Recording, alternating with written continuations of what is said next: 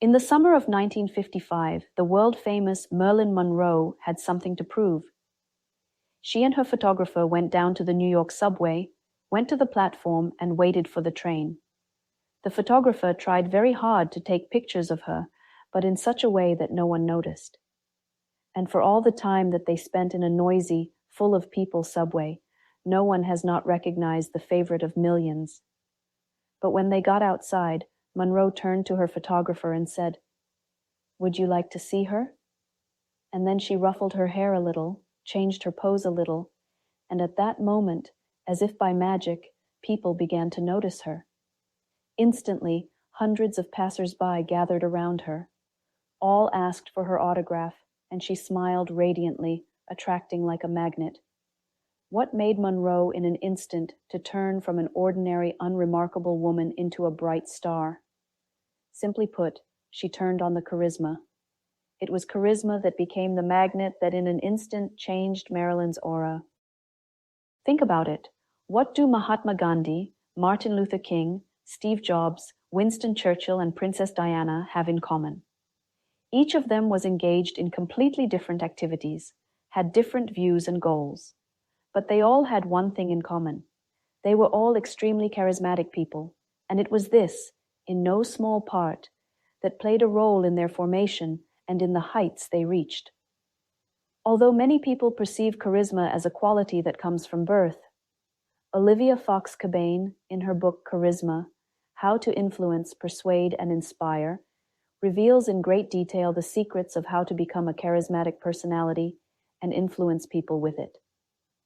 Depending on which of the behaviors you have predominant, you can become one of the 4 types of charismatic personality that we are about to talk about.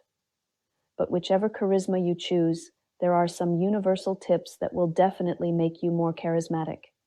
First, take your time. Any charisma is killed by confusion and haste. Watch your body language, don't twitch your feet, speak more slowly, and don't interrupt your interlocutor. Remember a simple rule. Start talking only 2 seconds after the interlocutor has finished speaking. Second, be calm and centered. If you are talking to someone, try to absorb what they are saying and not think about anything else. If you are doing some work, concentrate on it. Rest assured, from the outside, such people always make a strong impression.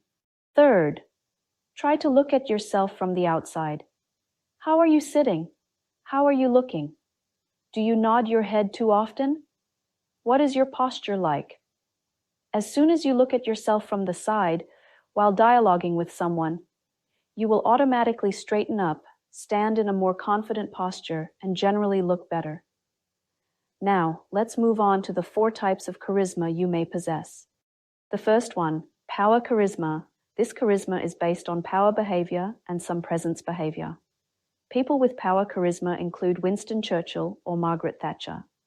You may or may not like them, agree with them or not, but they leave a strong impression, wariness, and a certain suppression in dealing with others. Such charisma has long been the ideal for politicians and leaders. Also, such charisma helps in critical situations and during crisis management. How to achieve it? The intonation of the voice should always be a little low. Do not rush to speak. Pause before you begin. Demonstrate an unwavering belief that you can make a difference. Attributes play a very large role in commanding charisma. Classic monochrome clothing, minimalism, confident body language without frequent pose changes, and a minimum of gesticulation and emotion. The second type of charismatic personality is benevolent charisma. This charisma is based on the behavior of warmth. People with benevolent charisma include the Dalai Lama, Princess Diana, and Barack Obama. Such people elicit warmth and approval. Even if they make a mistake and do something negative, you find it hard to believe that it was done out of malice. You think the person did something out of the best of intentions. Such people evoke an emotional connection and a desire to help them achieve their goals. It is this type of charisma that is often used today by image makers of the new generation of politicians, and often quite successfully. To achieve benevolent charisma, it is important to communicate and demonstrate caring, acceptance, and show that your values are strongly linked to a desire for positive change, whether in the world or in your interlocutor. You must be able to elicit empathy and show how much you care about the person by sometimes admitting your mistakes and genuinely regretting them.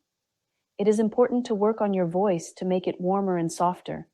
Imagine how good parents talk to their children when teaching them something or telling them about something. This is exactly the kind of voice you should strive for. Of course, you can't go overboard and get to the point of an accent. The gaze also plays an important role. When you are talking or listening to a person, sometimes mentally repeat to yourself, "I really want you to succeed and do well."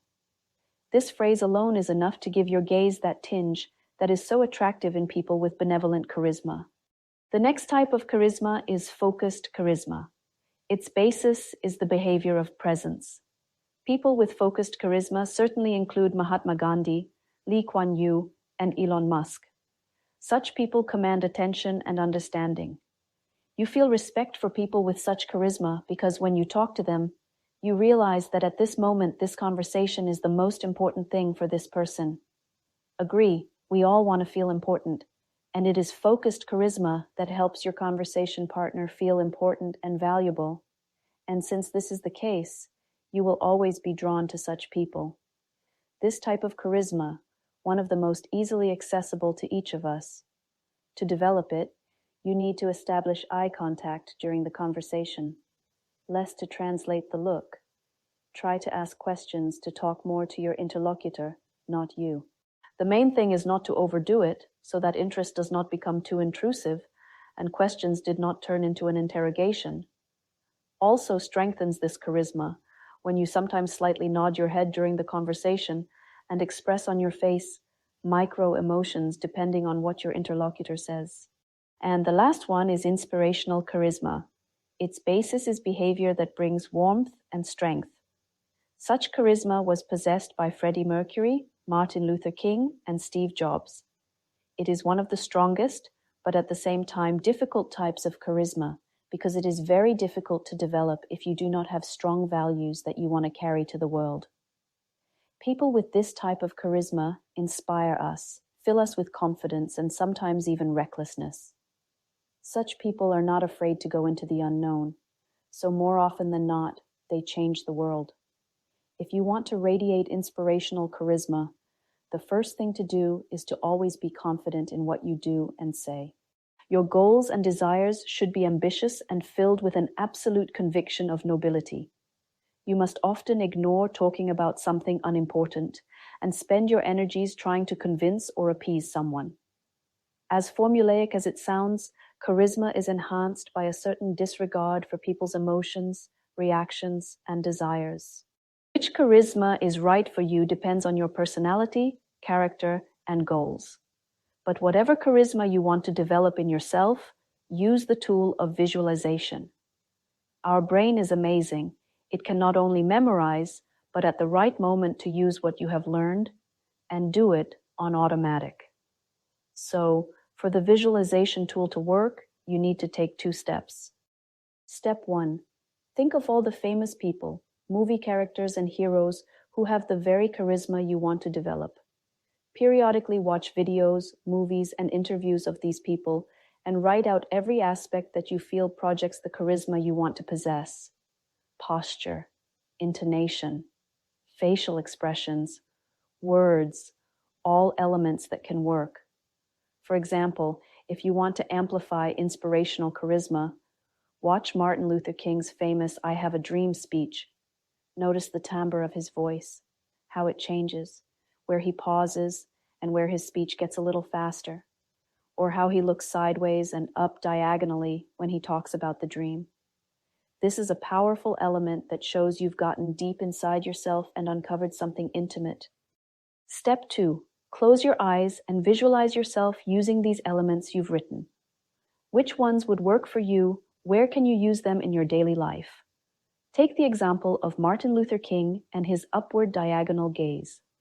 Imagine that you are in a business meeting and you are asked about some plans, and you suddenly withdraw into yourself, start talking with the intonation of a dreamer, and look somewhere in the upper corner of the room.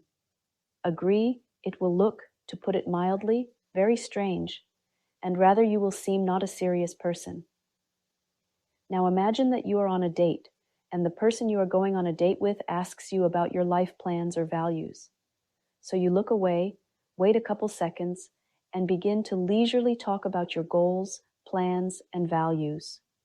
Believe me, if you do it right, it will have a very powerful effect on the other person. And if you do it several times, when the time comes, your brain will automatically adjust and try to do everything right. Whatever charisma you want to develop in yourself, do not forget to enjoy the process. The most charismatic people I've seen in my life were those who either enjoyed what they were doing or what they were striving for. If you have any of these qualities in you, know that you are already attracting people to you and influencing their lives. Share this video with those you care about and don't forget to subscribe to our channel. Thank you.